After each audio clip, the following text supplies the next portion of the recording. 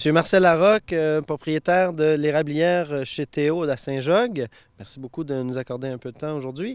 Monsieur Larocque, on est à la mi-avril. C'est quoi la situation là, présentement là, au niveau de la récolte de l'eau d'érable? Est-ce que ça va bien? Parce que là, c'est un peu tardif, là, hein? Ça a été tardif comme saison. Tardif, oui, puis non. La température n'est pas là. Mais si je regarde, l'année passée, j'ai commencé à bouillir le 11 avril. Puis cette année, j'ai commencé le 7. Ça fait que c'est sûr que le froid, il fait froid, mais je ne suis pas plus en retard, en fait, de commande de sirop que l'année passée. Donc, est-ce que ça s'annonce être une bonne saison en 2015? J'espère. C'est le bon Dieu qui décide ça, mais la prochaine semaine devrait être cruciale pour la récolte de sirop d'érable. Malgré qu'il annonce quelque chose de beau cette semaine, froid la nuit puis beau le jour, c'est ça qu'il nous faut pour que la récolte se fasse. Parce qu'on rappelle le principe, il faut que ça gèle la nuit pour stopper la circulation de la sève. C'est ça. Puis le jour, il faut que ça réchauffe, que la sève descend. Le temps des sucres, là, juste pour nous le rappeler, là, ça couvre quelle période déjà? Ça couvre, c'est jamais aux mêmes dates. La nature, c'est la nature qui décide tout ça tous les ans. C'est jamais la même chose. Mais moi, en fait, des repas, ça débute mi-avril, puis je vais jusqu'au 1er mai. La période de sirop à elle-même, elle commence normalement, c'est ça. Là, autour du 10 avril, ça se roule à l'autour de ça. Mais Pâques, c'est pas mal le bon calendrier.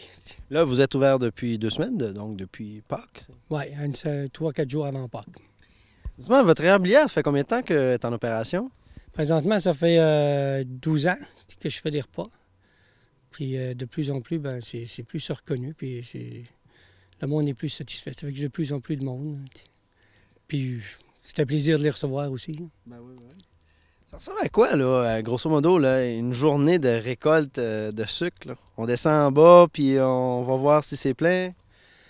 Ben, une récolte de cabane à sucre, premièrement, j'arrive ici, je sais pas, des fois, il est 5 h, 6 h du matin. Je vais décoller mes machines, puis là, j'ai des repas, ça fait que je remonte pour faire les repas.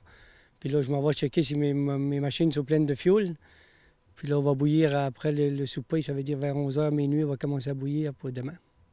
OK, ça fait des grosses journées quand même. Ah, on s'amuse.